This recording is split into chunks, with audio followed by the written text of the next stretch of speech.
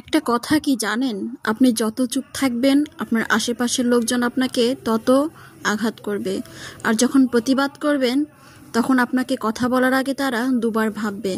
তো যাই হোক, গত কয়েকদিন আগে চলে গিয়েছিলাম আমি একটা সোনারের দোকানে। আমার ব্যবহার করা কিছু নূপুর, আমার ছোট বোনের নূপুর অনেকটা ময়লা হয়ে গিয়েছিল, আবার অনেকটা বড় হয়ে গিয়েছিল। এমন সমস্যা হয়তো প্রায় সবারই হয়ে থাকে। এর আগেও বেশ কয়েকবার আমি কেটেছি। তো উনি এগুলো ঠিক করে দিচ্ছিলেন, আর আমার ছেলে এদিকে অনেক আনন্দ ছিল, কারণ ও বরাবরই বাইরে ঘুরতে পছন্দ করে। আর এদিকে আমরা অপেক্ষা করছিলাম। তো নূপুর কাটা হয়ে গেছে, উনি পরিষ্কার করছিলেন। আমি আমার সোনার টুকিটাকি জিনিস বা রূপার টুকিটাকি জিনিস এই দোকান থেকে বানিয়ে থাকি। উনি আমার শ্বশুরবাড়ির এলাকার এবং ওনার ব্যবহার খুবই ভালো লাগে আমার কাছে। তো এই যে দেখুন কত সুন্দর চকচকে করছে, আর এগুলো একদম ঠিকঠাক হয়ে গেছে। তো আপনাদের কাছে কেমন লাগলো আমার এই মিনি ব্লগটি অবশ্যই জানাবেন। আজ এখানেই বিদায় নিচ্ছি, দেখা হবে পরবর্তীতে নতুন কিছু নিয়ে। ধন্যবাদ সবাইকে।